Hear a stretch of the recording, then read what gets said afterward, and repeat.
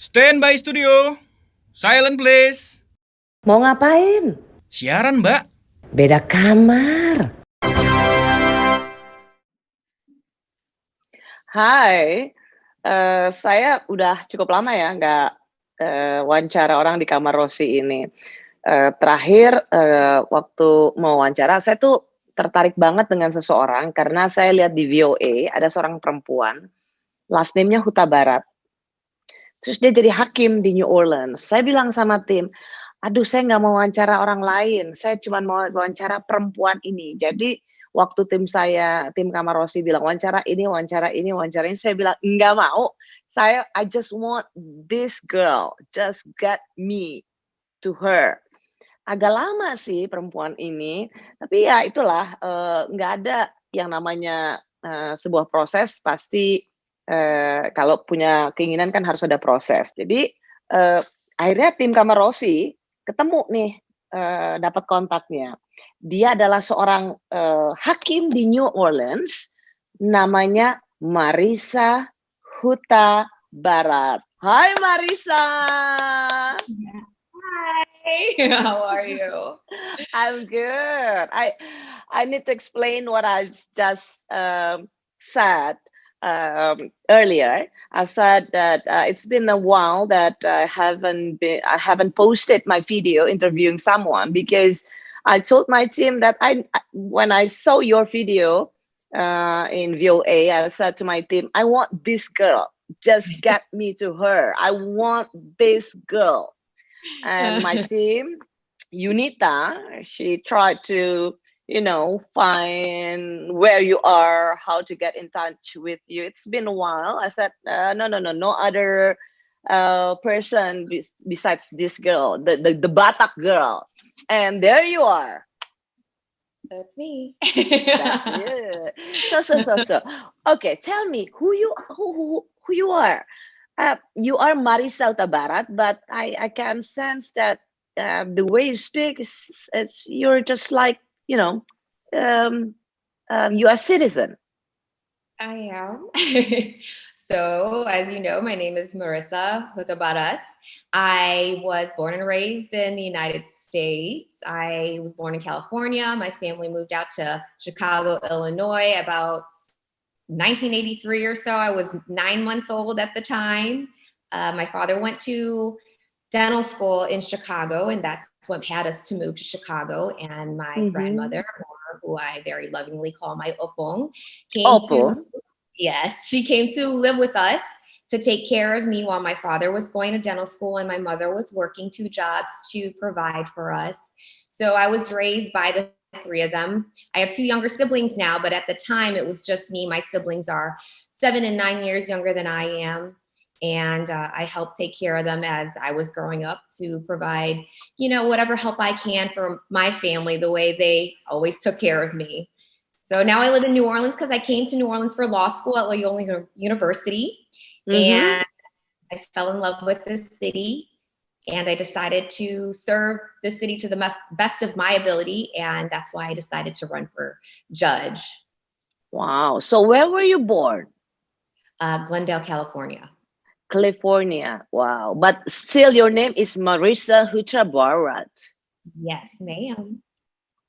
How you say it? The Marissa Hutabarat? I know I pronounce my name very Americanized. I love it. To pronounce my name. But, living here for so many years, especially during the course of the campaign, I wanted to make sure that it was a little bit more phonetic and pronounceable for the public. But I know that I pronounced it a little bit off from what it truly is. No. I love it. I wish I could say Rosianna Silalahi. So I believe that you're familiar with Horace. Horace. Horace. You know what does it mean? Greetings, right? Yes, Horace.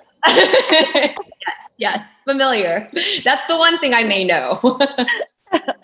Okay. maybe you should know more about Batak words after this interview, okay? I'm ready. Yeah, I give you more slangs in Batak. I'm excited. And your dad will be like this. Who the hell that you met just now? Anyway, Marissa, you know what? I'm so proud to see your video. I'm so proud to see an Indonesian girl with last name Hutabarat, a Batak girl. Even though you were born in United States, your father is Batak and your mom is Thai Chinese. She's from Thailand. Samadika. Sawadika. Well, I mean, I'm so proud to see, a women achieving something as a judge in New Orleans. Is that something that you wish for? Absolutely. I mean, from a young age, I really knew that whatever profession I went into, I really wanted to help people. I wanted to serve people. So right after law school, I feel like I already had the idea that ultimately what I wanted to do was become a judge. So immediately, Wow. law school, yeah, it happened pretty quickly. I realized, especially after law school, I had the honor to serve under 3 different judges as judicial law clerk. And so I worked closely alongside these judges in the decision-making process. And at that time, I learned that in order to be a good judge, you have to have the desire and the compassion to help people. And so during that time, I really understood and discovered my passion to administer the law. And after that, I realized also that in order to serve as a judge and serve well, I would have to also work on the other side of the bench and advocate for members of the public. So I understood the perspective of those who would come before a judge. So that's what I did afterwards. I worked as an attorney. I represented families whose loved ones were harmed or injured. And ultimately, I decided to offer myself as a candidate for first city court judge because both my experience and my compassion for people positioned me well to serve as a judge. Wow. Well, we have judge in Indonesia, but I believe it's quite different between a judge in Indonesia and in US. And I believe that you become a judge, not appointed, but it's elected. Am I right? Yes, to this particular seat, yes, elected. So you do the campaign. Yes, a lot of campaigning. Yes. How did it go? Tell me. Oh, well, I mean, I would like to say it went very successfully considering the facts, but so I qualified for this judicial position in January. So from January 10th up until it was probably about March 14, we were campaigning, on the streets, and there's a saying, you kiss babies, shake hands, and meet the people. And during that time period, that's exactly what we were doing. However, as you know, COVID-19 shut those things down. And that actually happened 2 weeks before the first election was to take place on April 4th. So we had to switch gears and things became a little bit more difficult, but we found creative ways to make sure that we got out the vote and, at least the knowledge to the people that there was an election, in fact, coming on. So I had an amazing, dedicated and hardworking campaign team, and they were able to help me push my message across that I have the compassion, the courage, and the commitment to serve the community well as a judge.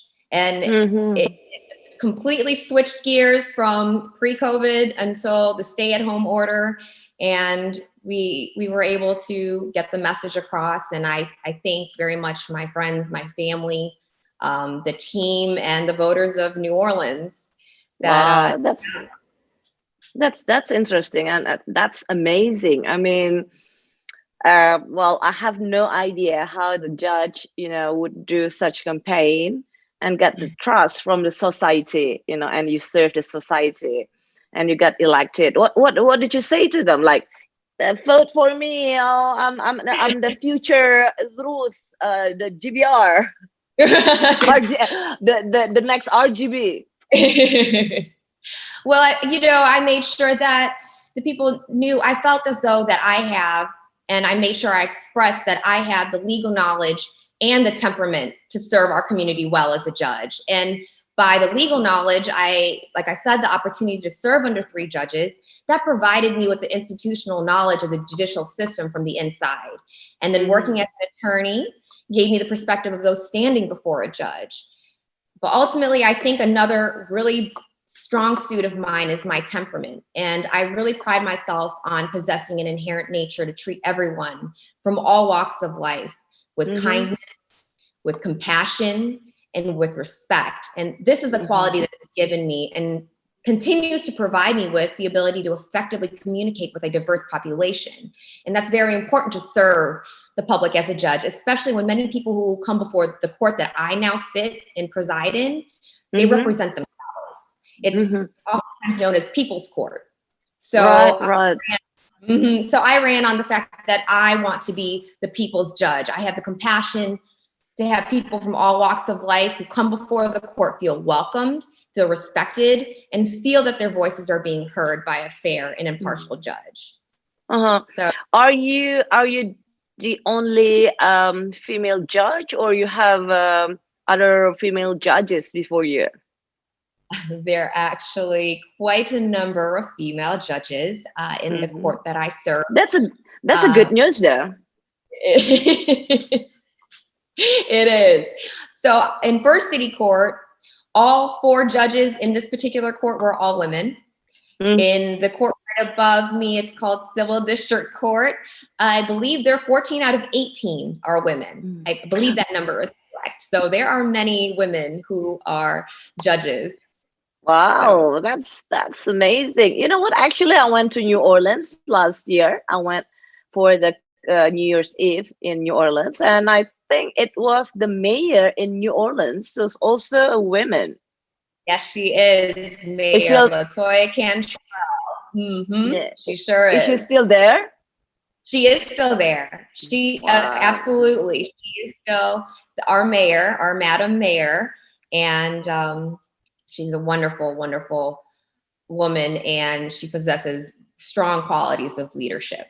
So, Marissa, tell me, how these Batak's values or the Batak's or Indonesian things affect you, or how you heard about Indonesia?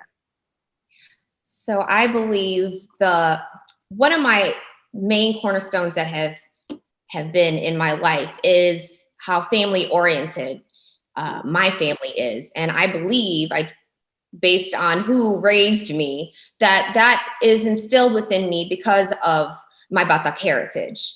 So as I stated previously, my opo came to live with us when I was about 9 months or a year old, and she helped raise me along with obviously my mother and my father. And I mean, it's been a generational thing with regard to being very family oriented. Unfortunately, she was widowed at a very young age with 7 children. And during that time, her siblings, her sisters, and her brother came and assisted her when she lost her husband to help her with her family. And when her children were old enough, the older children took care of the younger children. And it goes on to say, you know, when my parents needed help to raise me, she came to move in with us. And when she moved away, and my siblings, who again are like 7 and 9 years younger than I am, I made sure that I went to take care of my siblings when my parents had to work. Yeah. And that to me meant, you know, I wanted to make sure that they were provided with the care and the attention and, you know, homework help and chauffeuring them from school and to their friends and everything was done by myself, because I wanted to ensure that I was able to take care of my family to the best of my ability as well. So that all goes back to how I'm very deeply rooted in making sure that whatever I do, I'm making sure that I'm helping whoever I can. And that makes you also, you know, think not just others, but you also think about family first. Family first, always. Yes. Yeah, who's always taking care of each other. I think that's kind of Asian values, don't you think? I would say so, yes. Yeah. Yeah. So, well, have you been to Indonesia before? Unfortunately, I have not been to Indonesia. I do look forward. I know. I'm embarrassed that I haven't. I do look forward to visiting very soon. I want to see the beautiful country where my grandparents and my ancestors are from. Yeah, you should. I You really should go to Medan and Danau Lake Toba, Yeah. and last but not least to Jakarta and Bali, of course. So many Yeah. places I need to go. Yes, definitely. So, you speak bahasa there? Unfortunately, I do not. Very embarrassing that Apa I do not. kabar? Apa I mean, kabar is okay. apa kabar, terima kasih, salamat. Like, I'm sorry. Please forgive my pronunciation. That's okay. That's okay. That's cool. Wow. So, well, what your last name is Hutabarat. The thing about us in Indonesia, especially Batak, because I'm Batak. That's why I'm speaking about Batak. In Bataks, even though that you're there, you're here, you're in North Pole, when you're Hutabarat, Silalahi, it's like, oh, we're sisters, oh, we're families. Because of the last names, like, oh, families. That's the thing about Batak. So, yeah, we're proud of our heritage, right? yeah, because of the last name. Because, well, yeah, even though you don't speak Bahasa, Batak words Horas, but you still Hutabarat. Definitely, yes. And I plan on never changing my name. Never changing your name. Yeah, that's great. Well, do you have friends in Indonesia, maybe, or connections, friends, colleagues in Indonesia? Do you have any connection, something that connect you to Indonesia? I mean, I do have some cousins and aunties and uncles who live in Indonesia. And while I do have a number of friends who are of Asian descent, I unfortunately don't have many friends who are of Indonesian descent. I have relationships with my first and second cousins, most of which they do live in the States. And of course, they're Batak, the Sormans, the Sibrianis, and the Manulangs. I'll give a little shout out. But for the most part, I mean, I've made a few Indonesian friends along the way. And I would like to, expand my horizon a little bit more and make sure I can make more connections. And yeah. Would you say hi to them here? Hello. Well, I hope everyone is doing well and staying safe and healthy. So, yeah. Well, so you have cousins Manulang and then Sorman, and Sibarani. Sibarani, yep. Yes, ma'am. Okay. You don't have like Silalahi, no? Not that I'm aware of. I could be wrong, but not that I'm aware of. Well, Marissa, okay, so now I'm going to teach you about things about Batak. How's that? Yes, that's perfect. Please. So you know about Horas, right? Yes, check. Okay, check. And then I'll give you some tips. If someone's like, annoyed you, and he or she is a pain in the ass for you, you just say, "Sip maho." What does that translate into? Sip maho. Sip maho. SIP. Sip. Yeah. MA. Ma. Ho. HO. Ho. Sip maho.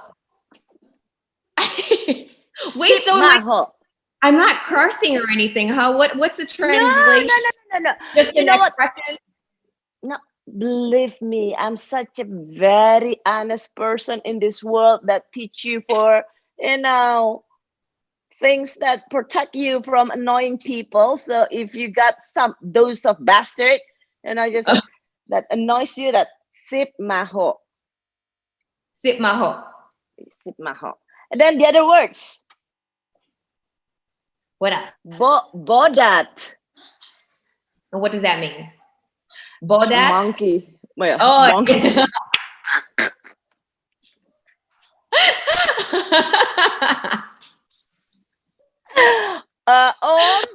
Om Hutabarat, I'm sorry. I'm just teaching her, how to survive in Batak world. Well, you know what? Actually, Batak in Indonesia, they're very famous for, lawyers, people. So many Bataks become lawyers in Indonesia. I've heard that. Yeah, maybe because all the Bataks are very, well spoken, Here we're quite a talkative bunch. That's what Yes. I've heard. Yeah, maybe I assume why a lot of Batak people become lawyers because, in our family, gathering, tradition events, they always, like speak up, and everybody wants to speak up. That's the first step. On all the Bataks, learn how to have public speaking. Oh, okay. So See? that's ingrained within me then. That's part of my DNA is what you're telling me? Yeah, the DNA, because in Indonesia, so many Bataks become lawyers. And the second one is singers. Oh, really? Yeah, so many, Oh. in Indonesia, you're Batak, so you have to be, a good singer. You can sing. No, I'm in this case, I'm a fake one. Oh, well then. But can you sing? I pretend like I can sing. I used to sing as a child. I haven't sung in public in a very long time, though. My papa sings. He's very musically gifted, and growing up as a child, I would sing quite frequently. One of the times was actually in the Indonesian consulate's house for Christmas, but I was about 12, so kind of can sing, but it's been a while. I'm a bit rusty. What did you sing? Let's see. It must have been a Christmas. Hallelujah. Hallelujah. Very proper. Yes. Well, I believe your papa could sing very well, and also so do you. And also your opung. Oh, my opung, yes, definitely, yes. She used to sing. See? Well. So you must have had the talent then. I wish I honed that in, but it's been a long time. I will say I'm pretty sure I'm not tone deaf, so that's helpful. But if I do not have the voice of an angel by any means. You know what? Well, besides Batak's words, I'll teach you a Batak song. The most the popular ones. Like Lisoy, Lisoy, Lisoy, Lisoy. Lisoi. Okay. Lisoy. So what does that mean? Lisoy means like, since only me Batak in this room, I cannot have any reference. You guys are useless. You guys are useless. Lisoy means like, like cheers. Okay. Oh, okay. Lisoy, Lisoy, Lisoy, Lisoy. Inumatu wakmi. Yeah. Go. Yes. Lisoy, Lisoy, Lisoy, Lisoy. Go. Oh, parmitu. Lisoy, Lisoy, Lisoy, Lisoy. Inumatu wakmi. Lisoy.